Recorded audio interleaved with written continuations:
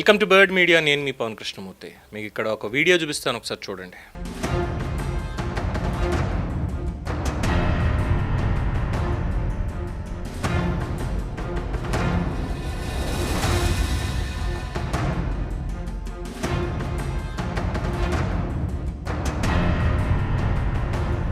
हम लोग ट्यूशन जा रहे थे तो मेरी फ्रेंड है कॉल करके जिसके साथ हमारा झगड़ा हुआ था, उसके पापा वो लोग आए और उन्होंने हमारे ऊपर गाड़ी चढ़ा दी। और उसके बाद है ना वो लोग डायरेक्ट हमारे ऊपर हाथापाई करने लगे। वो जो उसके पापा थे देवा भाई, वो दारू पीकर है ना मारपीट कर रहे थे और उन्होंने है ना बेड से मारा हमारे सर पे, शोल्डर पे, पैर पे, और फिर वो लोग है ना कपड़े फाड़ने की धमकियाँ दे रहे थे. చూసారుగా. సో ఈ వార్త ఏంటంటే గుజరాత్లో అంకిలేశ్వర్లో జరిగినటువంటి ఘటన. ఇక్కడ పిల్లల మధ్య గొడవల్ని పెద్దలు ఎలా తమ ఈగో సమస్యగా మార్చుకుంటున్నారు అనేది ఇక్కడ అర్థమవుతుంది. సో ఇద్దరు విద్యార్థులు ట్యూషన్కి వెళ్తున్నారు. సో ఓ కుటుంబం వాళ్ళ రోడ్డు మధ్యలోనే అడ్డగించి క్రికెట్ బ్యాట్, చెప్పులతో విచక్షణారహితంగా దాడి చేసింది. ఈ షాకింగ్ ఘటన FDDI కాలేజ్ రోడ్లో గార్డెన్ సిటీ ప్రాంతంలో చోటు చేసుకుంది. సో మొత్తం CCTVలో రికార్డ్ అయింది. అదే వీడియో మనం చూసాం. సో పోలీసులు కేసు నమోదు చేశారు. దాని డీటెయిల్స్ ప్రకారం చూస్తే కెమికల్స్ వ్యాపారి ముఖేష్ సింగ్ సెంగర్ కుమార్తెలు సంస్కృతి, ఆకృతి. ఎంత చక్కటి పేర్లు అసలు. ఆకృతి, సంస్కృతి జూలై 15న యాక్టివా స్కూటర్ మీద ట్యూషన్కి వెళ్తున్నారు. అదే సమయంలో తమ కుమార్తెలతో స్కూల్లో గొడవ పడ్డారు అనేటువంటి కోపంతో ఉన్న మరో కుటుంబం కారులో వాళ్ళని వెంబడించింది. కొంత దూరం వెళ్ళిన తర్వాత స్కూటర్కి అడ్డంగా కారును ఆపి ఆ ఇద్దరు బాలికల్ని బలవంతంగా కిందకి దింపి మా అమ్మాయితో ఎందుకు గొడవ పడ్డారు అంటూ ఆ కుటుంబం వాళ్ళని నిలదీసింది. సో మాట పెరిగింది. పరిస్థితి హింసాత్మకంగా మారింది. కారులోంచి బయటకు వచ్చినటువంటి గురుదేవ్ అలియాస్ దేవ్ ప్రీతం జేసల్, వీడికి ఆ గురుదేవ్ అనేటువంటి పేరు ఎందుకు పెట్టుకున్నాడో నాకు అర్థం కాదు. వీడు గురుదేవ్ కాదు, వీడొక అదనమాట. సో ఈ దేవ్ ప్రీతం జేసల్ క్రికెట్ బ్యాట్ తీసుకొని బాలికల మీద దారుణంగా దాడి చేశాడు. కూతురికి ఇచ్చి మరీ కొట్టించాడు. తల మీద, భుజాల మీద, కాళ్ళ మీద విచక్షణ లేకుండా కొట్టాడు. పోనీ అంతటితో ఆగాడా? లేదు.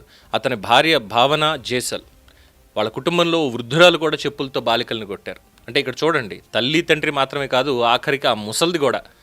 నడి రోడ్డు మీద దాడి జరుగుతుంటే చుట్టుపక్కన ఉన్నటువంటి ద సో కాల్డ్ చూస్తూ ఉండిపోయారు. సెల్ ఫోన్లో వీడియోలు తీస్తున్నారు. ద గ్రేట్ మన సమాజం. సో ఇక్కడ బాధితుల తల్లిదండ్రుల్ని అసభ్య పదజాలంతో దూషిస్తూ తీవ్ర పరిణామాలు ఉంటాయని బెదిరించి నిందితులందరూ అక్కడి నుంచి కారులో పరారైపోయారు. సో దర్యాప్తులో ఇంకో కీలకమైనటువంటి విషయం బయటపడింది. ఏంటంటే రోడ్డు మీద దాడికి ముందే నిందితుల కుటుంబం బాధితుల ఇంటికి వెళ్ళి వాళ్ళని నిలదీయాలని ప్రయత్నించారు. అయితే ఇంట్లో వాళ్ళు లేకపోవడంతో, ఆ బాలికలిద్దరు ఇంట్లో లేకపోవడంతో వాళ్ళని వెంబడించి రోడ్డుపైన అడ్డంబడి ఈ దాడికి పాల్పడ్డారు. గాయపడిన ఇద్దరు అక్క చెల్లెల్ని కూడా వాళ్ళ తండ్రి వెంటనే ఆసుపత్రికి తరలించారు. అనంతరం అంకిలేశ్వర్ GIDC పోలీస్ స్టేషన్లో ఫిర్యాదు కూడా ఇవ్వడం జరిగింది. సో వెంటనే పోలీసులు చర్యలు చేపట్టారు. ప్రధాన నిందితులు ఈ గురుదేవ్ జేసల్, భార్య భావన జేసల్ ఇద్దరిని అరెస్ట్ చేశారు. దాడికి ఉపయోగించిన కారు, క్రికెట్ బ్యాట్ అన్ని స్వాధీనం చేసుకున్నారు. ఇంకో బాలిక వృద్ధురాలి ప్రమేయం కూడా ఉన్నట్టు గుర్తించాం. అసలు విద్యార్థుల మధ్య వివాదం ఏంటనే కోణంలో కూడా ప్రస్తుతం దర్యాప్తు కొనసాగుతోంది అంటూ అదనపు SP అజయ్ కుమార్ మీనా అక్కడ తెలియజేయడం జరిగింది. సో ఈ ఘటన మీద ఆల్రెడీ మనం వీడియోలో చూసాం. ఆ బాధితురాలు సంస్కృతి స్పందిస్తూ నిందితులకి కఠిన శిక్ష పడాలని కూడా డిమాండ్ చేసింది. తమ కుటుంబం మీద ఎలాంటి ఒత్తిడి రాకూడదని, ఇలాంటి ఘటనలను ఉపేక్షిస్తే రేపు ఏ అమ్మాయి కూడా ధైర్యంగా బయటికి వెళ్ళలేని పరిస్థితి వస్తుందంటూ కూడా ఆవేదన వ్యక్తం చేసింది. సో ఇక్కడ వచ్చేటువంటి ఒక ప్రశ్న, పిల్లల మధ్య జరిగేటువంటి చిన్నపాటి గొడవల్ని మాట్లాడుకుని పరిష్కరించాల్సింది పోయి పెద్దలే ఇక్కడ ప్రతీకారంతో రోడ్ల మీదకి వచ్చి క్రికెట్ బ్యాట్లు, చెప్పులతో దాడులు చేస్తే పిల్లలకి మనం నేర్పేది సంస్కారమా, హింస?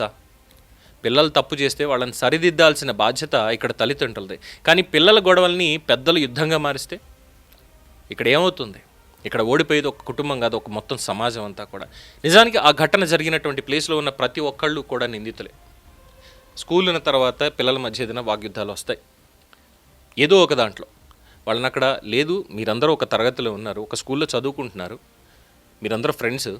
ప్రతి విషయానికి కూడా ఇక్కడ ఈగోలకు పోయో, లేదంటే తనకి మార్కులు ఎక్కువ వచ్చాయనో, నీకు తక్కువ వచ్చాయనో, లేదంటే తన మంచి డ్రెస్ వేసుకుందనో నువ్వు వేసుకోలేదనో, లేదంటే తను నీతో స్నేహం చేయట్లేదు, ఇంకోటి ఏదో ఒక విషయం స్కూల్ అన్న తర్వాత కామన్గా ఉంటుంది. నేర్చుకునేటువంటి పరిపక్వత అనేటువంటిది అప్పుడే మనకి మెల్లమెల్లగా వస్తుంది. స్కూల్ డేస్లోనే కదా. మనకేమి మొత్తం అంతా కూడా మైండ్లో పెట్టేసుకొని మనం బాగా విజ్ఞానవంతులు అయిపోయాం, మనకి సంస్కారం బాగా వచ్చేసింది అనుకోవడానికి ఏమి ఉండదు. నేర్చుకునేటువంటి పసి మొక్కలు వాళ్ళు. గొడవలు వస్తాయి స్కూల్లో, మేము స్కూల్లో చదువుకునేటప్పుడు కూడా నా ఫ్రెండ్స్ తోటి ఎన్నో గొడవలు అయ్యాయి. ఇప్పుడు ఎక్కడైనా కలుసుకున్నాం అంటే సరదాగా నవ్వుకుంటాం, ఒరే ఆ రోజు అలా కొట్టుకున్నాం కదా మనం, అలా అంత పెద్ద గొడవ అయిపోయింది కదా మనకి అంటే, ఊరుకోరా ఏదో అప్పుడు చిన్నపిల్లం కాబట్టి ఏదో అయింది, క్రికెట్ దగ్గర, కబడ్డీ దగ్గర, వాలీబాల్ దగ్గర, ఏదో చోట తిండి తినే దగ్గర, ఇంటర్వెల్లోనో లంచ్లోనో ఎక్కడో అక్కడ ఏదో ఒక మాట, చిన్నపాటి డిస్క్రిమినేషన్ కూడా వచ్చి ఉండేది, హ్యూమిలియేషన్ ఉండేది.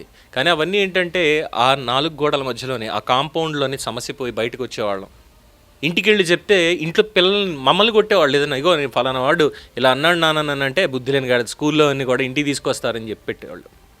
ఒకవేళ నేనే ఏదైనా తప్పు మాట్లాడాను అనుకోండి, జరిగింది నా వల్ల అనుకోండి, ఒరే నువ్వు ఆ మాట అనడం తప్పు కదా, మరి వాడు అక్కడ నిన్ను తిట్టడం తప్పే ఉంది, నువ్వు ఆ మాట అని ఉండకూడదు కదా అని చెప్పి ఇంట్లో ఇంకా 4 ఇచ్చేసేవాళ్ళు. సో ఇక్కడ ఎవరు మారాలి? ఇక్కడ మారాల్సింది ఎవరు? ఆ పిల్లలకి స్కూల్లో ఏదో గొడవైంది, స్కూల్లో అక్కడే తేల్చుకుంటారు, రేపు పొద్దున మళ్ళీ ఒకే బెంచ్లోనో ఒకే క్లాస్లోనో కూర్చుని చదువుకోవాల్సింది వాళ్ళే, రేపన్న రోజున ఒక టీమ్గా పనిచేయాల్సింది వాళ్ళే. అలాంటిది తల్లిదండ్రులే తీసుకొని బయటకు వచ్చి క్రికెట్ బ్యాట్లతో కొట్టించడం ఏంటి? ఎటెళ్తుంది సమాజం ఇలా ఉంటే?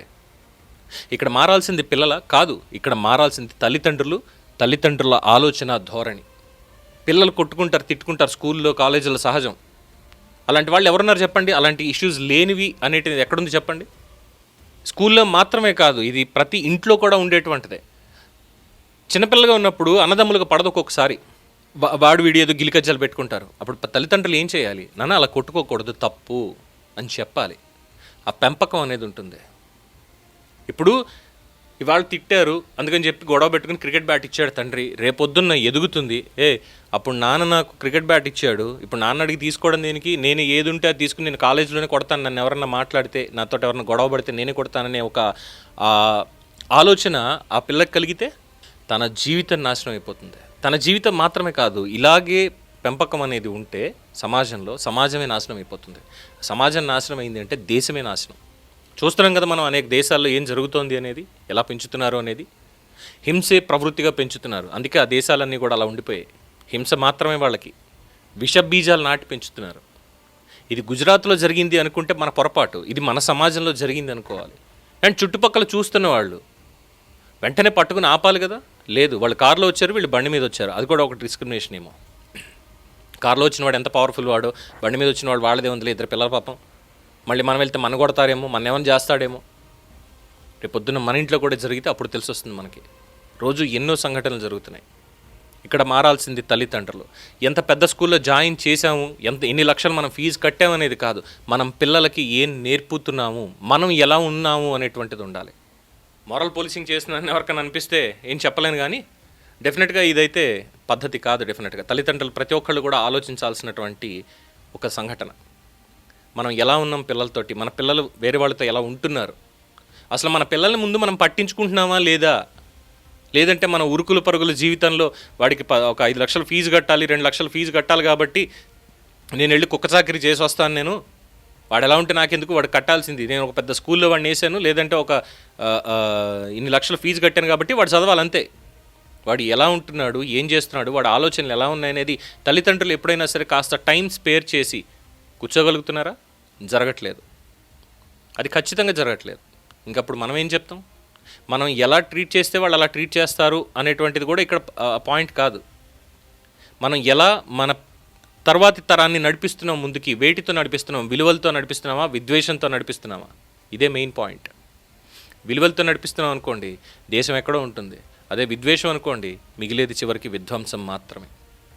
ఏమంటారు? దీని మీద మీ అభిప్రాయాలు, సలహాలు, సూచనలు తెలియచేయండి. చూస్తూనే ఉండండి ది బర్డ్ మీడియా.